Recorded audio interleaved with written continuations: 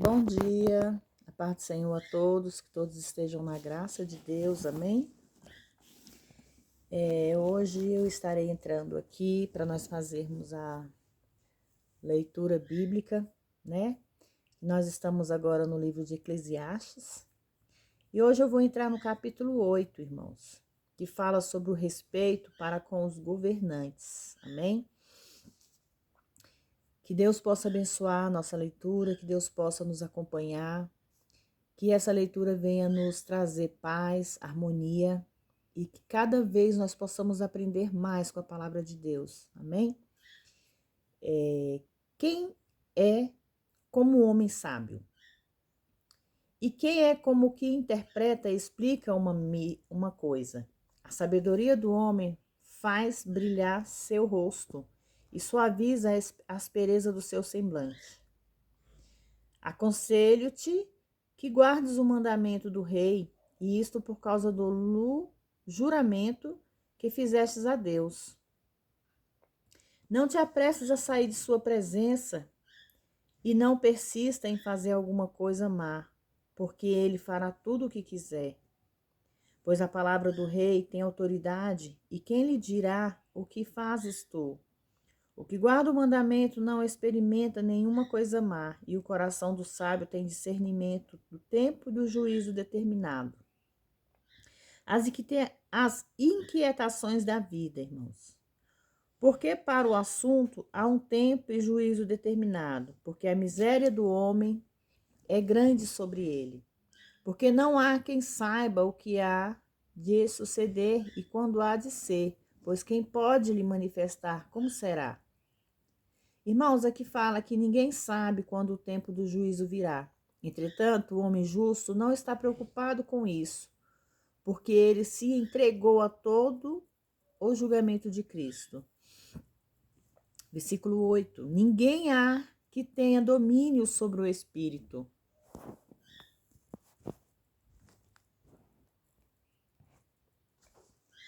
Para reter, nem que tenha autoridade sobre o dia da morte. Como também não há liberação nessa peleja, e a maldade tampouco poderá livrar os ímpios. Tudo isto vi aplicando meu coração a toda obra que se faz debaixo do sol. Há tempo em que um homem rege sobre outro para prejuízo de si mesmo. Também vi iníquos sepultados com honra, e assim chegaram ao seu fim. E eles, que tinham o costume de sair do lugar santo, foram esquecidos na cidade onde tinham feito assim. Isso também é vaidade. Porquanto não se executa sentença contra a obra má, muito rápido. Por isso, o coração dos filhos dos homens, dentro deles, está plenamente disposto a fazer o mal.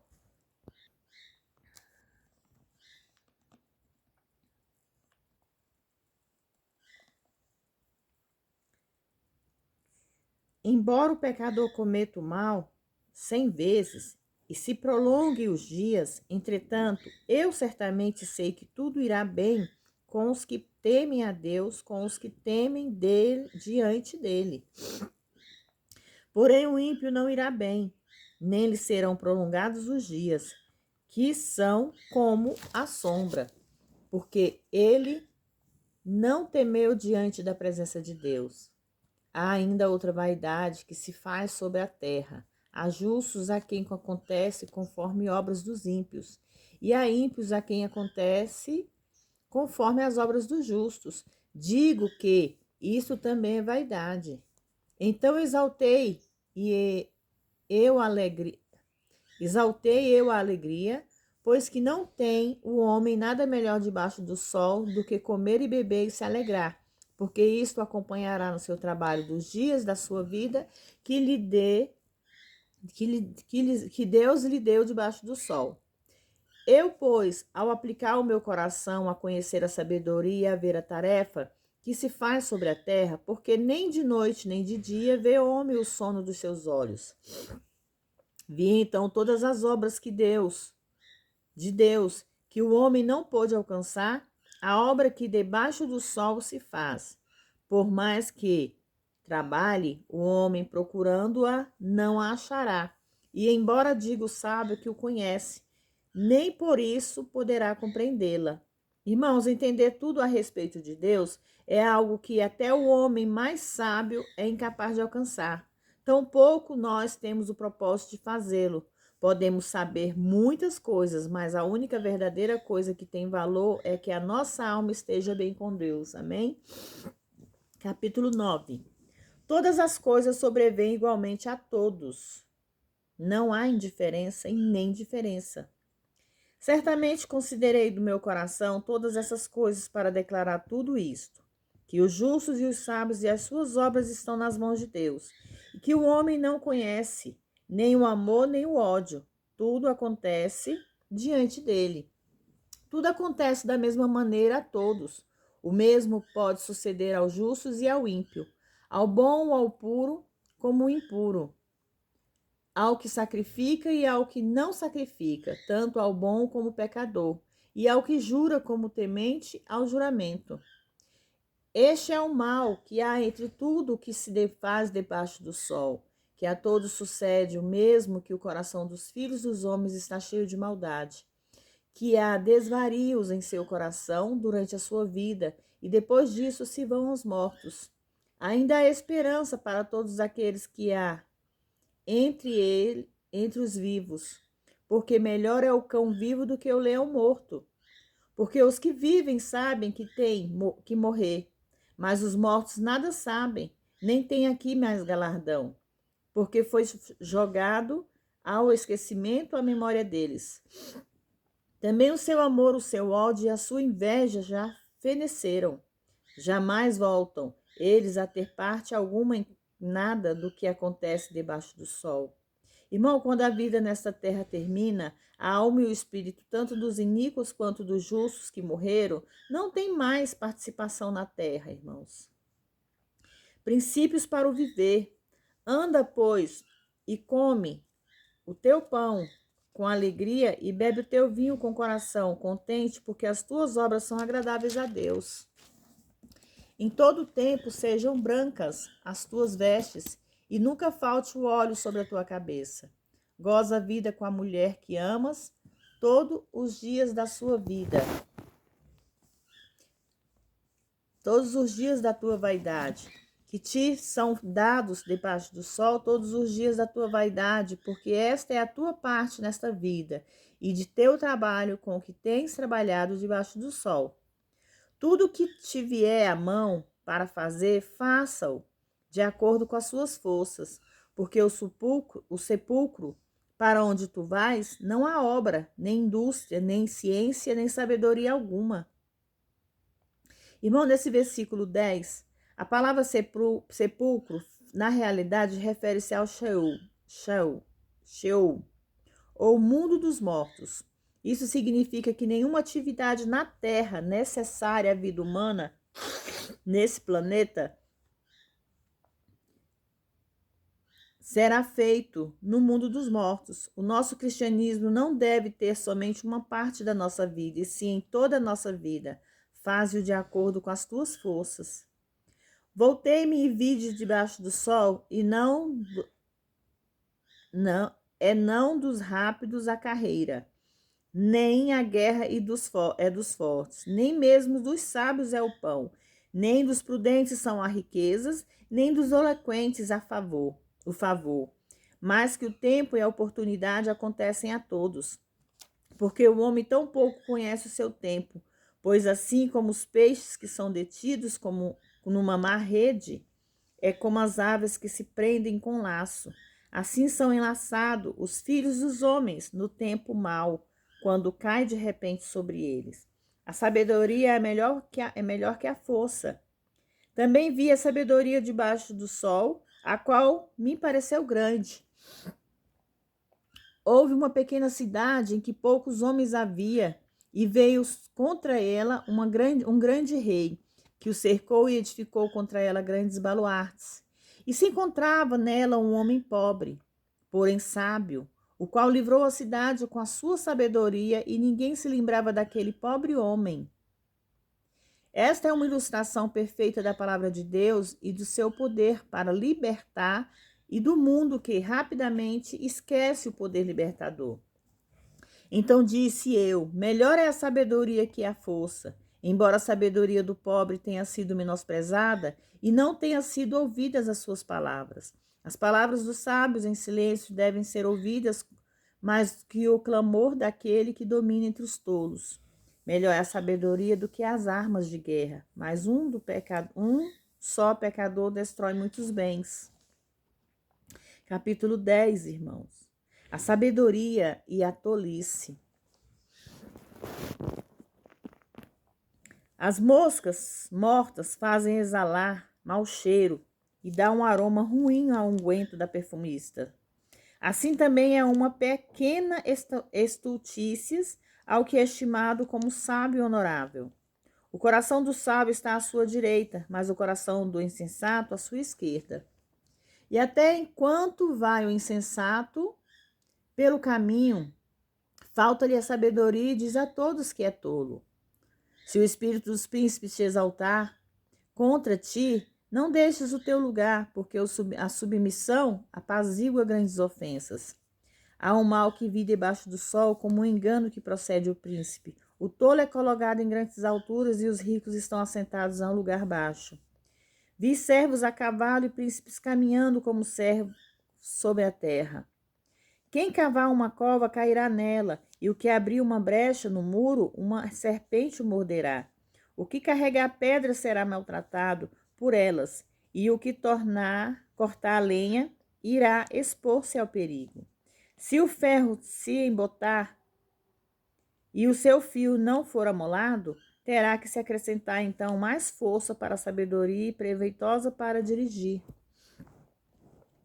Sobre os homens sábios e homens nécios. A serpente seguradamente morderá quando ainda não está encantada, e o caluniador não é melhor. Nas palavras da boca do sábio, a graça, mas os sábios do tolo causam a sua própria ruína.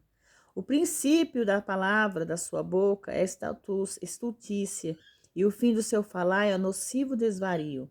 O nécio multiplica as palavras, embora ninguém saiba o que será. E quem lhe anunciará o que será dele depois? O que será depois dele? O trabalho dos nécios os fadiga, porque não sabem o porquê ir à cidade. A estatúcia dos altos postos. Ai de ti, ó terra, quando seu rei e uma criança e os seus príncipes costumam comer pela manhã. Bem-aventurada tu, ó terra, quando seu rei, filho dos nobres e os seus príncipes comem no seu devido lugar e no seu devido tempo, para repor as suas forças e não para embriagar-se. Pela preguiça se enfraquece o teto e pela moleza as mãos a casa com goteira. O banquete se faz diversão e o vinho alegra a vida, mas o dinheiro responde. Nem sequer do seu pensamento amaldiçoes ao rei, nem o secreto da sua recâmara. Fales mal do rico, porque as aves do céu levarão a voz, e o que tem asas divulgará a notícia. Irmão, Salomão, sendo rei, sabia como algumas coisas ditas por outro facilmente chegaram aos seus ouvidos. Devemos tirar uma lição de tal coisa, devemos calar a nossa boca. Capítulo 11. Coisas boas a fazer. Lança o teu pão sobre as águas, pois depois de muitos dias os achará. Reparte-os com 7 e até com 8, porque não sabes o mal que poderá vir sobre a terra. Se as nuvens estiverem cheias sobre a terra, derramando a chuva, e se a árvore cair para o sul ou para o norte, no lugar em que as árvores caírem, ali ficará. Quem observa o vento não semeará, e o que olha para as nuvens nunca colherá. Assim como tu não sabes qual o caminho do vento, ou como se formam os ossos do ventre da mulher grávida, também ignoras as obras de Deus, o qual faz todas as coisas. Pela manhã semeia sua semente, e à tarde não deixes repousar na tua mão, porque tu não sabes qual é a melhor coisa, se esta ou outra, ou se ambas serão igualmente boas. Certamente suave é a luz e agradável aos olhos ver o sol. Mas se o homem viver muitos anos e em todos eles tiver desfrutado alegria, depois também deve trazer à memória os dias das trevas, que serão muitos. Tudo o que a ele suceder será sido vaidade. Viva com juízo vindouro à vista. Alegra-te, jovem, na tua juventude toma prazer em teu coração nos dias da sua mocidade.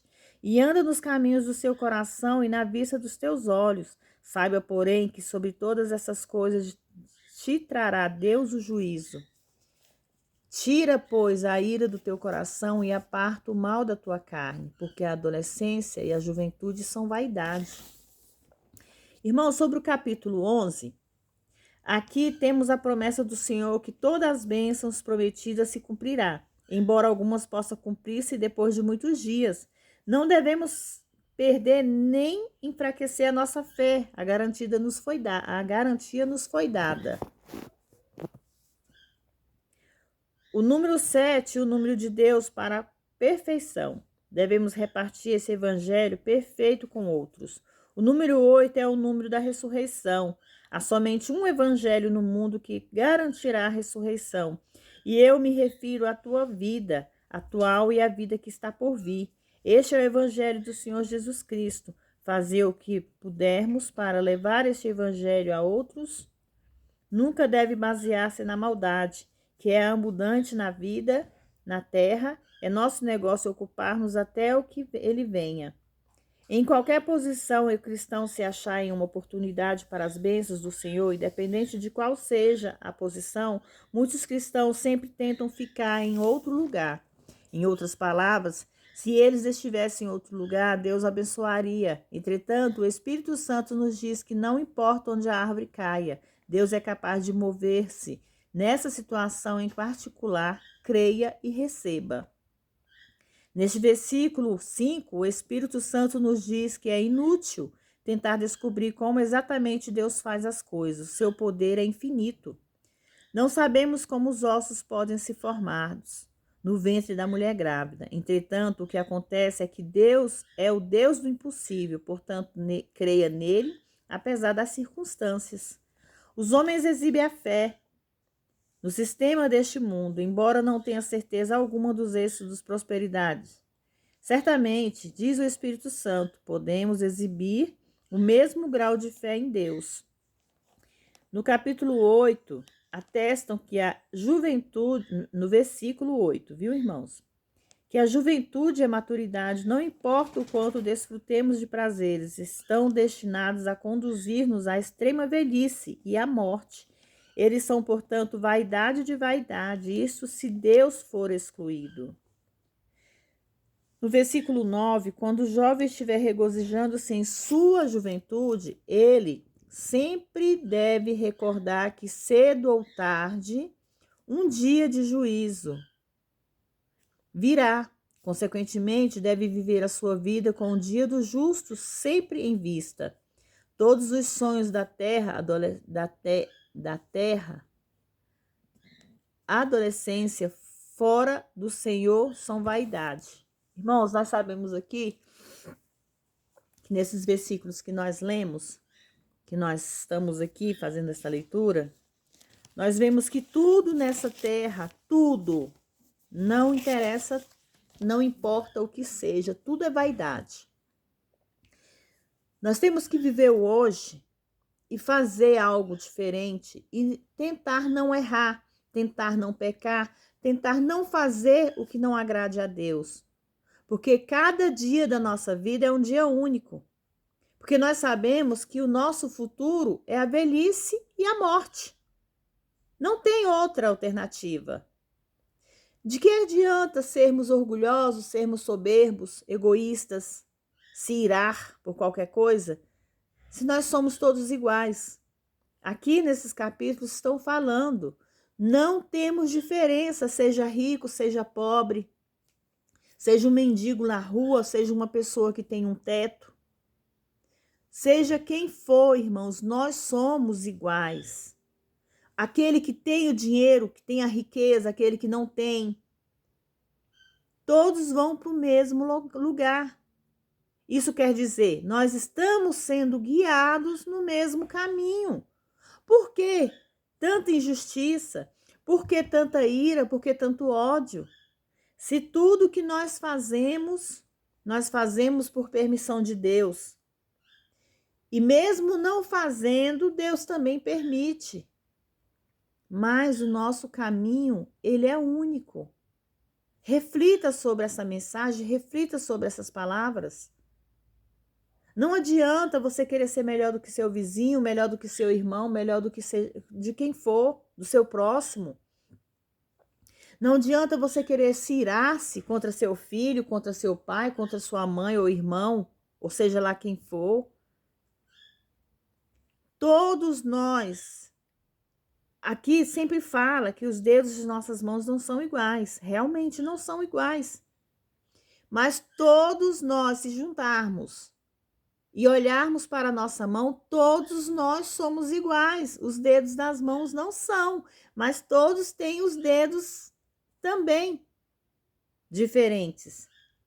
Mas aonde é que eu quero chegar aqui? É que nós temos apenas um caminho. Não adianta eu olhar para mim mesmo e dizer assim, não, eu sou melhor do que fulano. Eu posso, ele não pode. Eu faço, ele não pode fazer. De que adianta se esse corpo aqui é apenas uma carcaça? Deus está atento ao nosso espírito, à nossa alma. Deus está atento aos nossos pensamentos. Deus está atento a tudo nessa terra, irmãos. Deus não está preocupado com isso aqui, não. Isso aqui é pele. Pele, ossos, carne, sangue. Nada disso Deus quer de nós. Deus quer a nossa alma. Deus quer que nós se purificamos para que nós possamos estar dignos na presença dele. Deus nos dá a oportunidade de errar, dá sim, mas ele também nos dá a oportunidade de fazer diferente, de acertar. Então vamos procurar ser mais humildes, vamos procurar amar mais o próximo, vamos procurar não pecar, irmãos. A ira só provém a desgraça, a ira só provém a morte.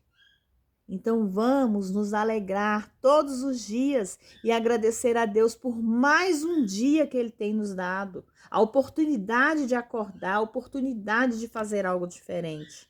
Que nós possamos viver cada dia no seu tempo, sem se preocupar ou ficarmos ansiosos pelo dia de amanhã, porque o dia de amanhã é Deus que vai nos prover. Amém? Continuo novamente com a mesma palavra. Então, que vocês possam entender que nós temos que aproveitar o hoje, o agora. Fazer diferente hoje, para que Deus possa nos dar a oportunidade de amanhã estarmos aqui de novo. Amém? Fiquem todos na paz do Senhor.